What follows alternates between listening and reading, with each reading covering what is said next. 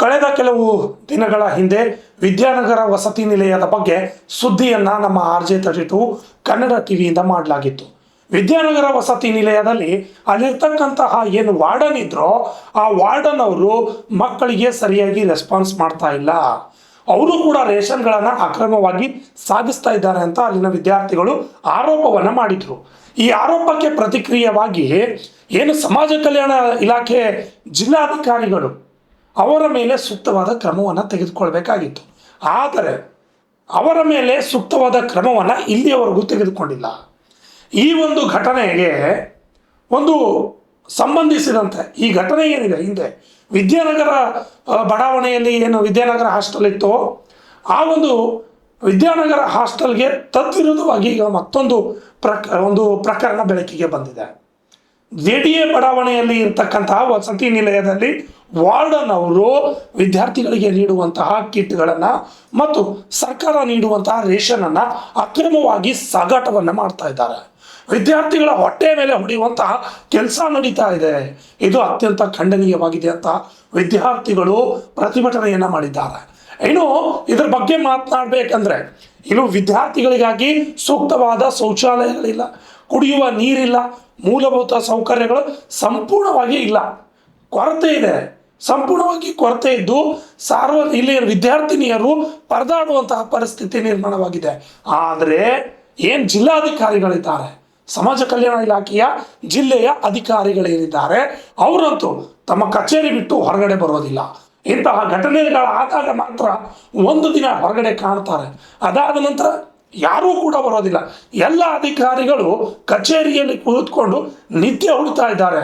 ವಿದ್ಯಾರ್ಥಿಗಳ ಹೆಸರಲ್ಲಿ ಬರುವ ಅನುದಾನ ಮತ್ತು ರೇಷನನ್ನು ಅಲ್ಲಿರುವ ವಾರ್ಡನ್ಗಳು ದುರುಪಯೋಗ ಮಾಡ್ಕೊಳ್ತಾ ಇದ್ದಾರೆ. ಇನ್ನು ವಿದ್ಯಾರ್ಥಿಗಳೇನು ಅನ್ನ ಬಿಟ್ಟು ಮತ್ತೇನಾದ್ರು ತಿನ್ಬೇಕಾ? ನಿಮ್ಮ ಮನೆಗಳನ್ನು ತುಂಬಿಸಿಕೊಳ್ಳೋಕ್ಕೋಸ್ಕರ ವಿದ್ಯಾರ್ಥಿಗಳ ಹೊಟ್ಟೆಗೆ ತಣ್ಣೀರು ಬಟ್ಟೆಯನ್ನು ಹಾಕ್ತಾ ಇದ್ದೀರಿ. ಇಂಥ ಏನು ವಿದ್ಯಾರ್ಥಿ ವಸತಿ ನಿಲಯಗಳ ವಾರ್ಡನ್ಗಳಿದ್ದಾರೆ ಅವರ ವಿರುದ್ಧ ಸೂಕ್ತವಾದ ಕ್ರಮ ಆಗಬೇಕಿತ್ತು. ಹಿಂದೆ ವಿದ್ಯಾನಗರ ವಸತಿ ನಿಲಯ ವಾರ್ಡನ್ ಇದ್ರು, ಅವರ ವಿರುದ್ಧ ಕ್ರಮ ಆಗಿದ್ರೆ ಇಂತಹ ಕಾರ್ಯಕ್ಕೆ ಮತ್ತೆ ಬೇರೆ ವಾರ್ಡನ್ಗಳು ಕೈ ಹಾಕ್ತಿರಲಿಲ್ಲ.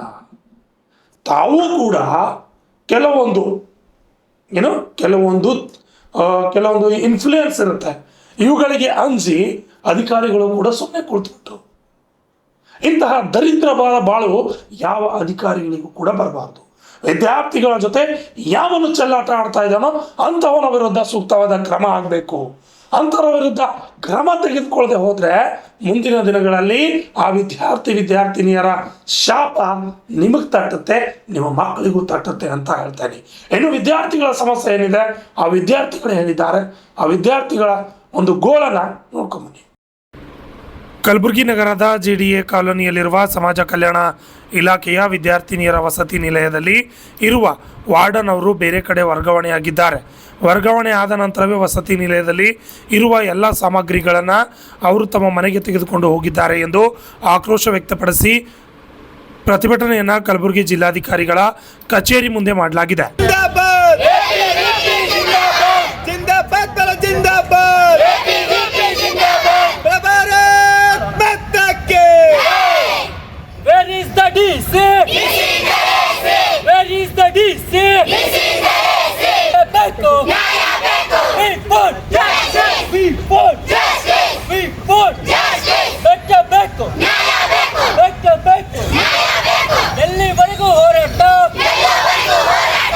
ಎಲ್ಲಿವರೆಗೂ ಹೋರಾಟ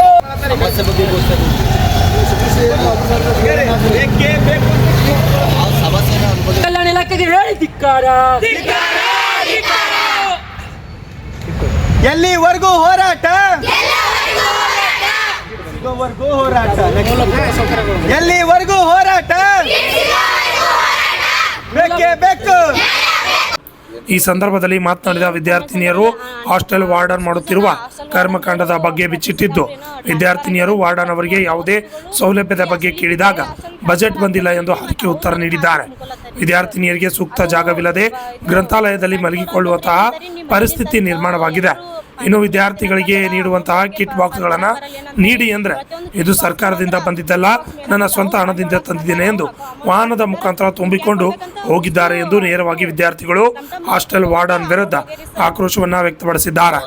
ಏನ್ ಸಮಸ್ಯೆ ಅಂದ್ರಿ ಅಷ್ಟು ಜನ ಹಾಸ್ಟೆಲ್ ವಾರ್ಡನ್ದರು ಪ್ರತಿ ಸತಿ ಅವ್ರು ಏನೋ ಟ್ರಾನ್ಸ್ಫರ್ ಆಗ್ಯಾರಂತ್ರಿ. ಪ್ರತಿಯೊಂದು ವಸ್ತುಗಳು ಈ ಹಾಸ್ಟೆಲ್ ಬೇರೆ ಹಾಸ್ಟೆಲ್ ಟ್ರಾನ್ಸ್ಫರ್ ಆಗ್ತದ ಇಲ್ರಿ, ಮತ್ ಅವ್ರ ಮನಿಗ್ ಮಾತ್ರ ತುಂಬ್ಕೊಳತ್ತಾರಿ ಸರ್. ಅದು ಇದು ಸಡ್ ಕೊಡು ಅಂತಂದ್ರೆ ಏನಂತಾರಿ, ನೀವ್ ಮನಿಲಿಂತ ಎಲ್ಲರೂ ಪಾನಿಪುರಿದು ತಿನ್ನಕ್ ಬರ್ತದ, ಅಮೌಂಟ್ ಕೊಟ್ಟಿಗೆ ಸಡ್ ತರಕ್ ಬರಲ್ಲ ಏನಂತಾರಿ. ಪ್ರತಿಯೊಂದು ಕಿಟ್ ಬಾಕ್ಸ್ ಕೊಡು ಅಂದ್ರ ಅದು ಕಿಟ್ ಬಾಕ್ಸ್ ಮೇಡಮ್ ಅಂತ ಅವ್ರ ಫಂಡ್ ಒಳಗ್ ತಂದಾರ, ಅವ್ರ ಅಮೌಂಟ್ ಒಳಗ್ ತಂದಾರ, ನಿಮ್ಗೆ ಯಾಕೆ ಕೊಡ್ಬೇಕಂತ ಉಷ್ಟು ಇದು ಟಮ್ ತಗೊಂಡ್ಕೆ ಹಾಕೊಂಡ್ ಹೋಗ್ಯಾರಿ sir. Ambedkar degree hostel number 5 ರೀ, ರೋಸಾ ಲೇಔಟ್ ಕಡೆ ಬರ್ತದ ನೋಡ್ರಿ ಸರ್. ನಾಗನಳ್ಳಿಕ ಎಷ್ಟೋ ಸತಿ ಕೇಳಿವ್ರಿ ಮೇಡಮ್, ಬೇಕ್ರಿ ಅಮ್ಮ ಅಂತಂದ್ರೆ ಎಷ್ಟೋ ಸತಿ ಅಧಿಕಾರಿಗಳು ಬಂದಾರಿ ಹಾಸ್ಟೆಲ್ ತಕ. ಎಲ್ಲರಿಗಿ ಲೆಟರ್ ಬರ್ದಿ ಕೊಡೋದೇ ಆಗ್ಯದ, ಒಬ್ಬರು ಬಿ ಏನು ಆಕ್ಷನ್ ತಗೊಂಡಿಲ್ರಿ ಸರ್. ಎಷ್ಟೋ ಸತಿ ಲೆಟರ್ ಬರ್ದಿವ್ರಿ, ಅದಕ್ಕೆ ಒಂದ್ ಸತಿನೂ ರೆಸ್ಪಾನ್ಸ್ ಮಾಡಿಲ್ರಿ. ನಿನ್ನೆ ಇವತ್ ನಮ್ ಮಾತ್ರ ಎಲ್ಲಗೂ ಈ ಹಣಗಳು ಬಂದ್ಕೆ ಕರ್ಕೊಂಡ್ ಹೋದ್ರ ಇವ್ರಿಗೆ ಯಾಕೆ ಕರ್ಕೊಂಡ್ ಹೋಗ್ತೀರಿ? ಬರೇ ಸ್ಟೂಡೆಂಟ್ ಗಳಿಗೆ ಪ್ರೊಟೆಕ್ಟ್ ಮಾಡಬಿಟ್ಟು ವಾರ್ಡನ್ ಗಳಿಗೆ ಪ್ರೊಟೆಕ್ಟ್ ಮಾಡತಾರಿ ಅವ್ರು ಎಲ್ಲರೂ ಬಿ. ಬಸಮ್ಮ ಬೂದಿ ಅಂತ್ರಿ. ಬೆಡ್ ಕೊಟ್ಟು ಬಾಜು ಹಾಸ್ಟೆಲ್ ಬಂದಿರಿ, ಬೆಡ್ ಕೊಟ್ಟು ಬಾಜು ಹಾಸ್ಟೆಲ್ ಬಂದವ್ರಿ. ನಮ್ಗೆ ಯಾಕೆ ಬಂದಿಲ್ಲ ಅಂದ್ರೆ ಬಜೆಟ್ ಪ್ರಾಬ್ಲಮ್ ಅಂತಾರಿ. ಬಜೆಟ್ ಪ್ರಾಬ್ಲಮ್ ಅಂದ್ರೆ 3 ವರ್ಷ ಆಯ್ತು ಬಜೆಟ್ ಪ್ರಾಬ್ಲಮ್ ಇರ್ತಾವೇನ್ರಿ?